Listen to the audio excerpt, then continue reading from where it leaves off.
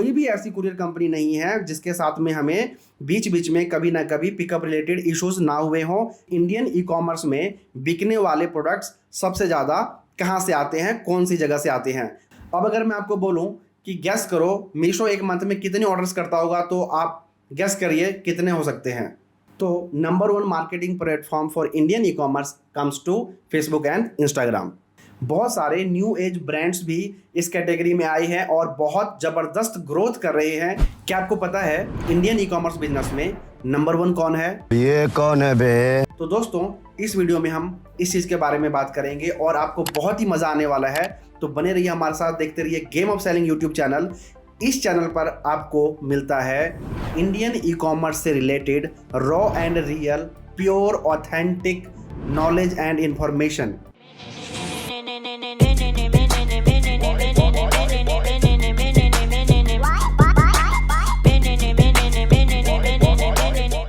सबसे पहले बात करते हैं नंबर 1 प्लेटफॉर्म। दोस्तों वैसे तो बहुत सारे प्लेटफॉर्म्स हैं जिसके ऊपर आप अपना ई कॉमर्स स्टोर बना सकते हो, अपना ई कॉमर्स बिजनेस रन कर सकते हो, but nobody comes even close to Shopify. बहुत सारे ऑप्शंस हैं, वो कॉमर्स, मैजेंटो, बी कॉमर्स, दुकान और इस तरह की बहुत सारे apps, but number 1 platform to make your e commerce store is Shopify, hands down. Number 1 payment gateway. दोस्तों अभी हमने रिसेंटली अपने कुछ D2C फाउंडर्स फ्रेंड्स के साथ में एक सर्वे किया कि अगर आपको जितने भी पेमेंट गेटवेज ऑप्शंस अवेलेबल हैं उनमें से किसी एक को चूज करना हो तो आप किसको चूज करोगे? एंड बिलीव मी, रेजर पे को 88% वोट्स मिले, यानी कि बाकी सभी पेमेंट गेटवेज को मिला के भी ओनली 12% वोट्स मिले। तो आप बहुत आसान शब्दों में कह सकते हो कि बाकी गेटवेज के तो जमानत भी जब्त हो गई। Number 1 courier company.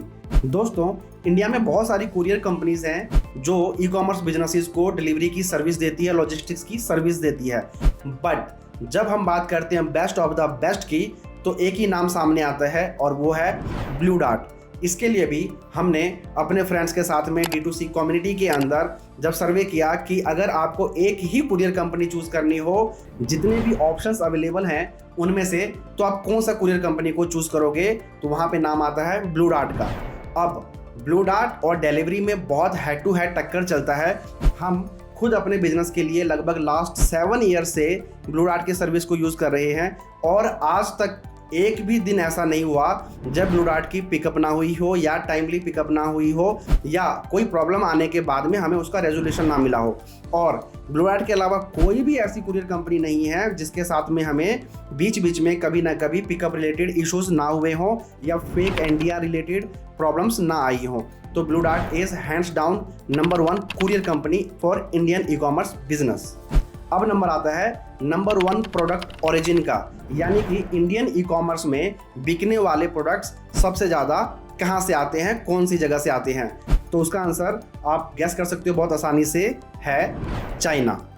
चाइना दोस्तों पूरी दुनिया की फैक्ट्री मानी जाती है, तो ऑब्वियस सी बात है कि चाइना का जो प्रोडक्शन लेवल है, जो क्वालिटी लेवल है, वो बहुत सारी चीज़ों में पूरी दुनिया में अनबीटेबल है। और मेड टू इंडिया तरक्की कर रहा है, आगे बढ़ रहा है, but still India have to go a very long way to match the quality जो चाइना प्रोवाइड करता है। इस वजह से चाइना नंबर 1 आता है in terms of product origin में।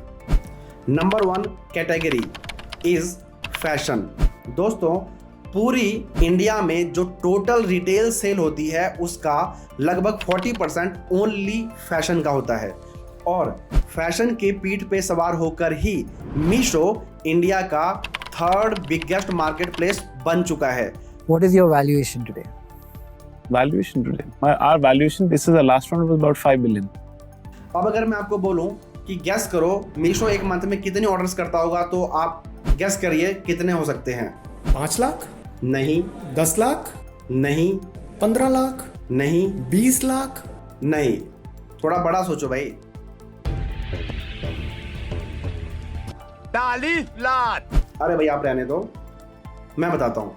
तो इसका आंसर है 0 0 0 0 0 0 0 0 से पहले 1, यानी कि 10 करोड़ प्लस ऑर्डर्स मीशो हर महीने प्रोसेस करता है।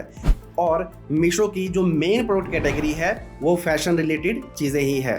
तो इससे आप समझ सकते हो कि जो नंबर 1 प्रोडक्ट कैटेगरी है दैट इज़ फैशन। एंड अगर आप अपने लिए प्रोडक्ट कैटेगरी सर्च कर रहे हो कि आपको कौन सा प्रोडक्ट कैटेगरी में नेक्स्ट बिजनेस करना चाहिए या फिर कौन सा प्रोडक्ट कैटेगरी बेस्ट रहेगा, तो fashion is a must to go. Number 1 marketing platform is Meta, यानी कि Facebook and Instagram, followed by Google.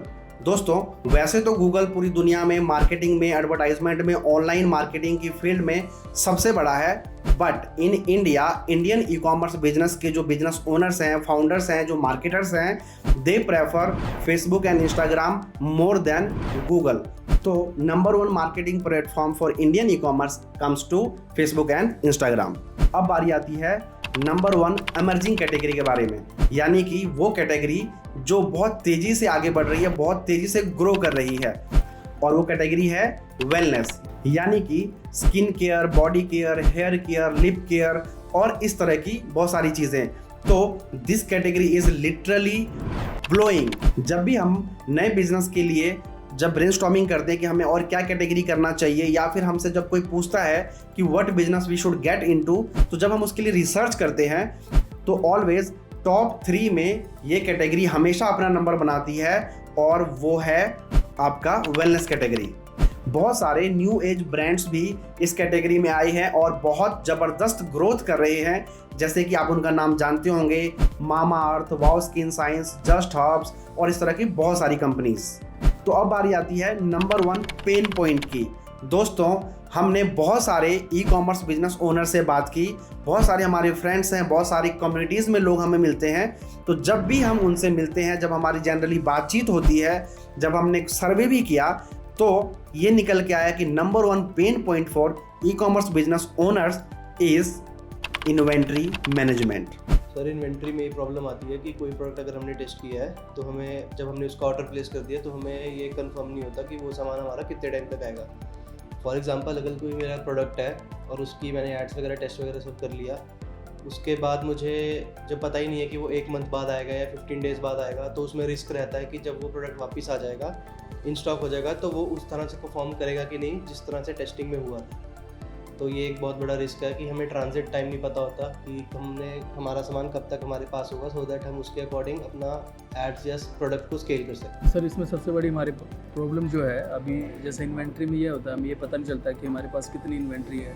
जो वेयर हाउस से हमारे पास इन्वेंट्री आती है उसका स्टॉक हम पता नहीं कर पाते। इसके अलावा जैसे कोई भी प्रोडक्ट डैमेज आता है तो उसमें किस कलर में डैमेज आया है, किस कलर में RTO आया है, वो नहीं पता चलता कि, और नंबर ऑफ़ हमारे जो RTO प्रोडक्ट होते हैं, कितने प्रोडक्ट RTO है कितने नहीं, उसकी क्वांटिटी जो है वो हमें कंफर्म नहीं हो पाती। मेरा इशू स्टॉक को लेकर ये रहता है कि जो हमारे बेस्ट सेलिंग, बेस्ट परफॉर्मर्स होते हैं, जब वो आउट ऑफ स्टॉक हो जाते हैं तो उनको रीस्टॉक करने में काफ़ी ज़्यादा टाइम लग जाता है, और तब तक क्या होता है, वो हमारा जो बेस्ट सेलिंग प्रोडक्ट होता है वो मार्केट सैचुरेशन तक पहुंच चुका होता है, और उसके बाद जब वो इतनी क्वांटिटी में आता है फिर वो सेल करना बहुत मुश्किल हो जाता है। तो मेरा इशू हमेशा से यही रहा है, मेन कंसर्न यही है। इन्वेंट्री को लेकर लाइक एक ही दिक्कत आती है, वेयर हाउस में हमारा स्टॉक पड़ा होता है बट वेबसाइट पे कभी कभी ज़ीरो हो जाता है। मैक्सिमम टाइम ये जेड फोल्ड वाली सीरीज़ में होता है जिसमें मैं ऐड चलाता हूँ, तो इस चक्कर में बहुत ज़्यादा इशू होता है। वेयर हाउस में भी मतलब उनको ये है कि हमारे पास इन्वेंट्री आ गई, लाइक जैसे 50 आई है, उसमें से 25 सोल्ड आउट होगी, 25 पेंडिंग है, तो 25 ज़ीरो हो जाता है ऑटोमेटिक। तो ये समझ नहीं आता क्यों होता है, और लिस्टिंग टीम बोल देती है कि हमें नहीं पता कैसे हुआ,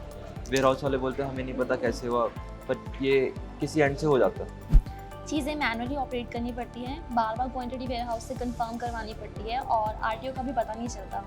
क्योंकि इंडियन ई कॉमर्स बिजनेस में COD का जो पॉइंट है उसकी वजह से बहुत सारी दिक्कतें होती हैं, बहुत सारी प्रॉब्लम्स होती हैं, और बहुत सारे बिजनेसेस कभी भी अपनी इन्वेंट्री को ढंग से सॉल्व नहीं कर पाते। और ये सबसे बड़ा रीज़न होता है, जिस लेवल पे वो ग्रो कर सकते हैं, जिस तेज़ी से वो ग्रो कर सकते हैं, वो उस तेज़ी से उस तरीके से ग्रो नहीं कर पाते और प्रॉफिट जनरेट नहीं कर पाते, क्योंकि आइदर वो स्टॉक आउट हो जाते हैं, जो उनका अच्छा प्रोडक्ट बिक रहा होता है वो प्रोडक्ट ही खत्म हो जाता है स्टॉक से, और या फिर जो प्रोडक्ट उन्होंने खरीदे वो ओवर स्टॉक हो जाता है, वो प्रोडक्ट सेल आउट नहीं होता। तो ये वाली problem is number 1 problem for e commerce business owners.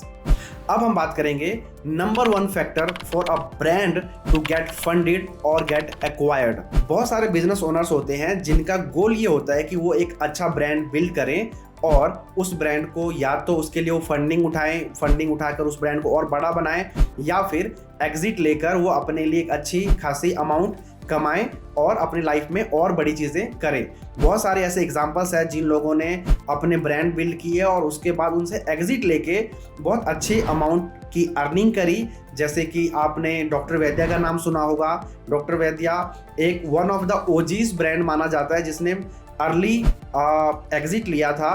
तो इसके जो डॉक्टर वैद्या के जो फाउंडर हैं अर्जुन वैद्या, उन्होंने बताया उनकी वीडियोस में और उनसे मिल के कम्युनिटीज के थ्रू हमें पता चला कि he got exit for 100 crore. उन्होंने एक ब्रांड बिल्ड किया, उसकी एक अच्छी इमेज बिल्ड की और उसके बाद उन्होंने उस ब्रांड को 100 करोड़ में सेल किया।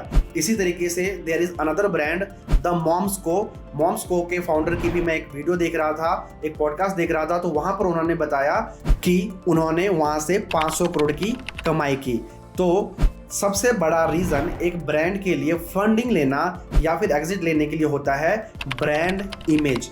आपके ब्रांड को लोग कैसे परसीव करते हैं, आपके प्रोडक्ट्स की, जो प्रोडक्ट आप सेल करते हो उसकी परसीव्ड वैल्यू क्या है।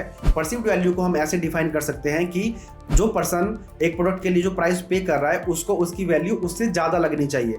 अगर ऐसा है तो पर्सन, जो आपके कस्टमर्स होते हैं, वो खुश होते हैं।